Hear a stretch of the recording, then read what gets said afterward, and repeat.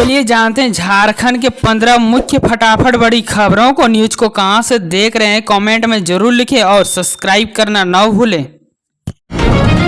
झारखंड में 31 दिसंबर तक बालू मिलेगा फ्री, ऐसे करना होगा आवेदन। झारखंड के नॉन टैक्स पेयर को निःशुल्क बालू लेने के लिए जिला खनन कार्यालयों द्वारा आवेदन मांगा जा रहा है। योग्य लाभुकों को निःशुल्क बालू व्यक्तिगत उपयोग के लिए दिया जाएगा। 1 अगस्त से 31 दिसंबर 2024 तक ही बालू दिया जाएगा। इसके लिए उन्हें झारखंड राज्य खनिज विकास निगम लिमिटेड की ऑफिशियल वेबसाइट www.jsmdc.in पर जाकर ऑनलाइन सेट बुकिंग में आवेदन करना होगा। देवघर से बासुकीनाथ के बीच शुरू हुई हेलीकॉप्टर सेवा, किराए से लेकर टाइमिंग तक की पूरी डिटेल्स। झारखंड सरकार ने वेदना धाम, देवघर, बासुकीनाथ और त्रिकुट पर्वत में हवाई दर्शन सेवा शुरू की है। इसके तहत श्रद्धालुओं को हेलीकॉप्टर से इन तीनों तीर्थ स्थलों का हवाई भ्रमण कराया जाएगा। इसके लिए 7, 10 और 15 मिनट के 3 स्लॉट तय किए गए हैं, जिनका निर्धारित किराया क्रमशः 4200 रुपये, 5500 रुपये व 6500 रुपये है। फोन व वेबसाइट के माध्यम से इसकी बुकिंग कराई जा सकती है। झारखंड में खुफिया इनपुट पर होगा नक्सलियों का सफाया, क्या क्या तैयारियां हैं।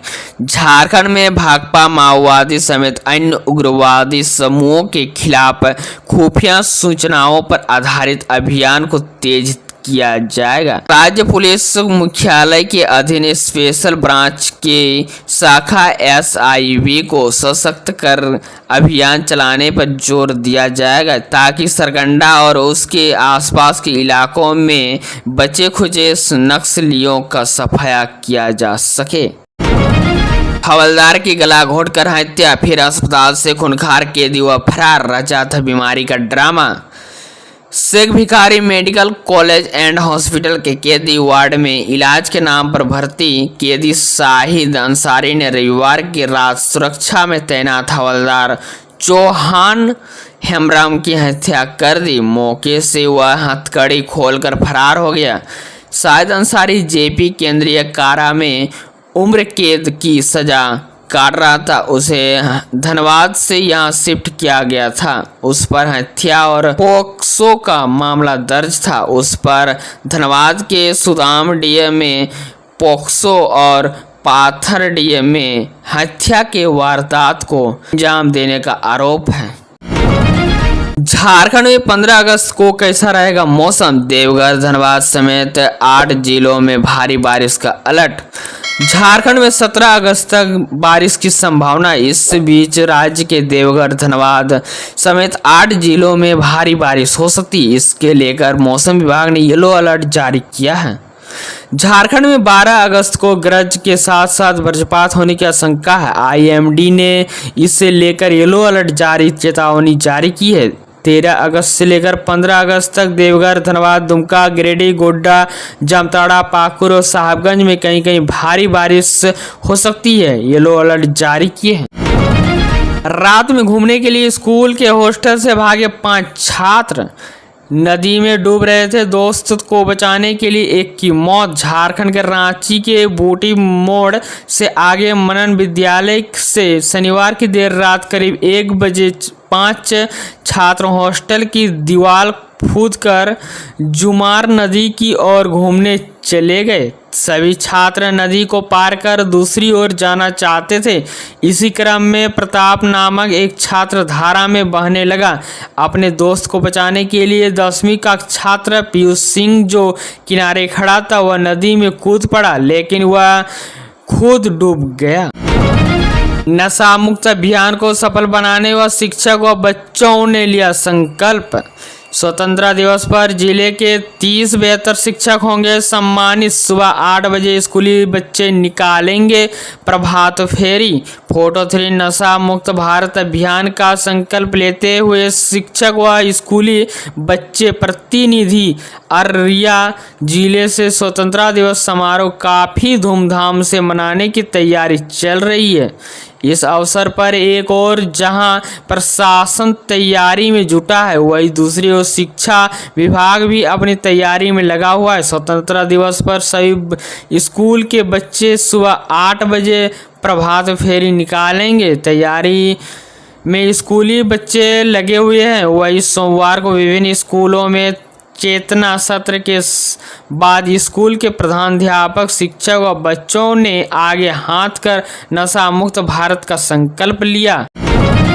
आईआईटी धनबाद ने NIRF रैंकिंग में लगाई ऊंची छलांग। IIM रांची को मिला 17वां स्थान। धनबाद के IIT रांची के भारतीय प्रबंधन संस्थान तथा national university of study and research ने विभिन्न श्रेणी में अपनी अपनी NIRF रैंकिंग में सुधार किया है।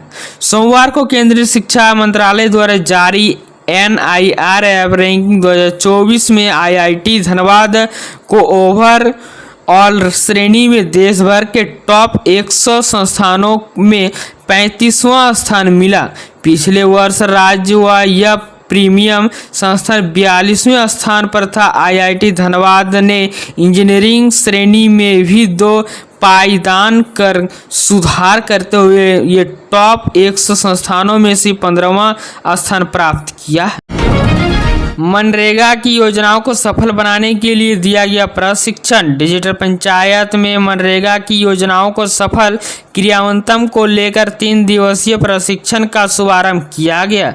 प्रशिक्षण में सभी मुखिया, ग्राम पंचायत सचिव और पंचायत स्तरीय तकनीकी विशेषज्ञ शामिल हुए हैं। प्रशिक्षण की शुरुआत प्रभारी जिला परियोजना प्रबंधक ई पंचायत के आनंद प्रकाश, VPRO कमल पहाड़िया व मुखिया रवीना मालतो ने संयुक्त रूप से किया गया। बताया कि प्रशिक्षण में 12 सत्रों में दिया जाएगा। मास्टर ट्रेनर ने प्रथम सत्र में मनरेगा की मुख्य बातें क्या है, मनरेगा की आवश्यकता क्यों पड़ी, मनरेगा में संभावित लाभ, काम पाने की प्रक्रिया व जॉब कार्ड संबंधी में जानकारी दी।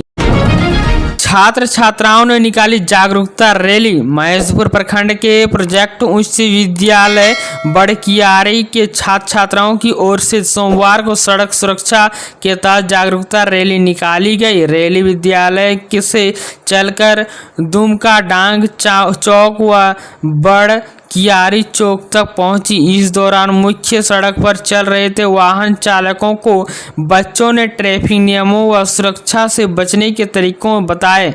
रैली के दरमियान बच्चों के हाथों में सड़क सुरक्षा से संबंधित स्लोगन की तख्तियाँ भी थी। बच्चों ने मुख्य सड़क में बाइक चालकों को पुष्प गुच्छ देकर हेलमेट पहनने के लिए आग्रह किया। बांग्लादेश में हिंसा के बीच सीमा पार से आया गिद्धपीठ का डिजाइन।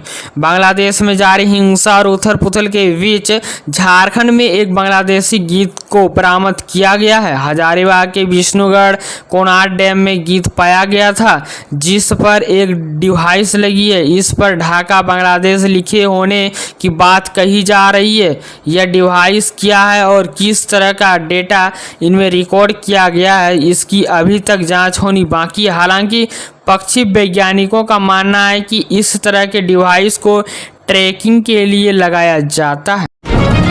केंद्रीय गृह मंत्रालय की समीक्षा बैठक। बॉर्डर इलाकों में नक्सलियों के खिलाफ कड़ी कार्रवाई की बनी रणनीति।